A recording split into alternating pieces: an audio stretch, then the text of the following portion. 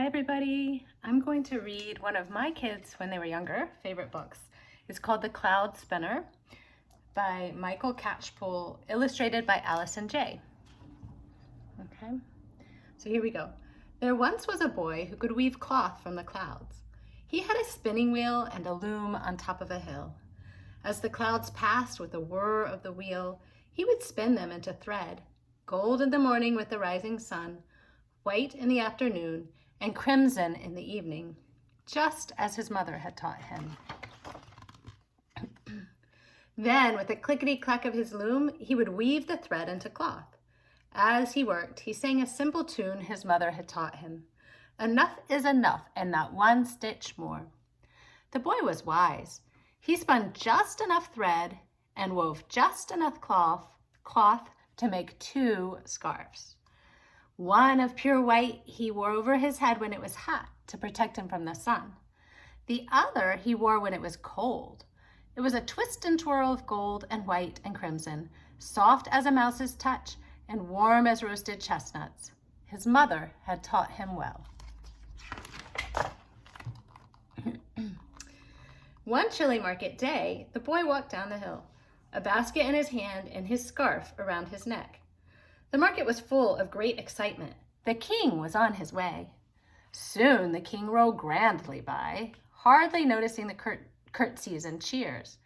But what his greedy eyes did notice was the wonderful scarf of gold and white and crimson. So he sees the scarf of the boy. See? It's right here. Tell me, boy, where can I get a scarf of such fine cloth? Nowhere on earth, the boy replied. Then how did you get yours? Snapped the king. I made it, said the boy. Then you will make another for me. A longer one, much longer, for I am the king. But the boy said, it would not be wise to have a long scarf made from this cloth. Your Majesty does not need it. How dare you tell me what is wise, shouted the king. I order you to make my scarf. What is going to happen? Let's see. So the boy went home to the top of the hill and with a whir of the wheel began to spin. Here's the spinning wheel. He spun the clouds as they passed in the morning and were gold with the rising sun. He spun in the afternoon as the clouds sailed past, white as snowdrifts. He spun in the evening when the clouds were crimson. Do you hear their crimson? Then, with a clickety-clack of the loom, he wove the thread into a long, long scarf. Here's the king. The king was overjoyed. His scarf was soft as a mouse's touch and warm as roasted chestnuts.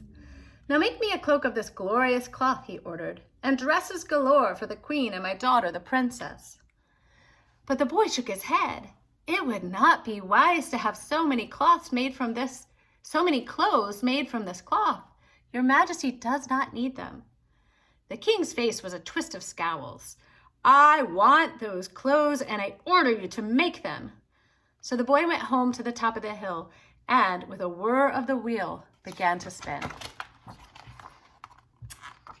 He spun the clouds as they passed in the morning and were gold with the rising sun.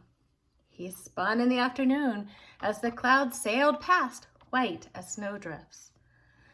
And he spun in the evening when the clouds were crimson. He spun, and it got harder and harder, for there were fewer and fewer clouds. See here, there's many clouds, less clouds, and so few clouds in the third picture. At last, with a clickety-clack of the loom, the boy began to weave the thread into cloth beneath a cloudless sky. And as he worked, he sadly sang, enough is enough, and not one stitch more. The king was delighted. He put on the wonderful cloak, and the queen and the princess each put on a beautiful flowing dress. Surely, he boasted, there is no other king as magnificent and wise as me. Not one, said the queen. The princess said nothing. I don't know if you can see her face. She doesn't look like she's happy.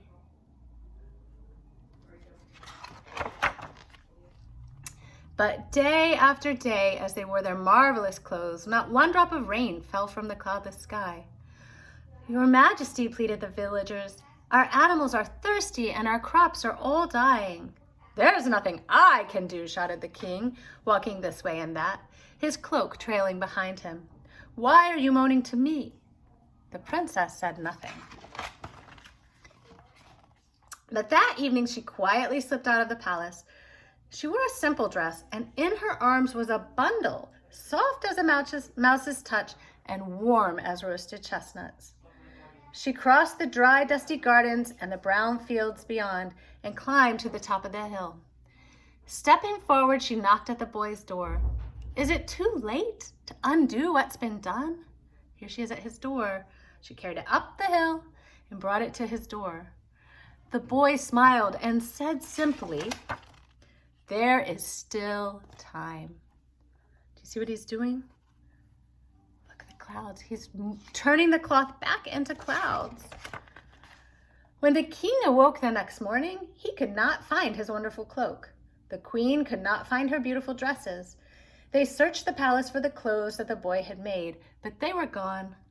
While outside, the villagers danced for joy as the rain began to fall from the clouds in the sky. It rained and rained and rained. The king and the queen looked out and wondered.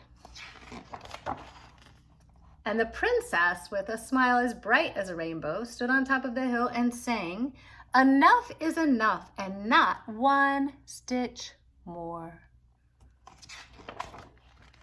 And here's the princess and the boy and all the clouds in the background. The end.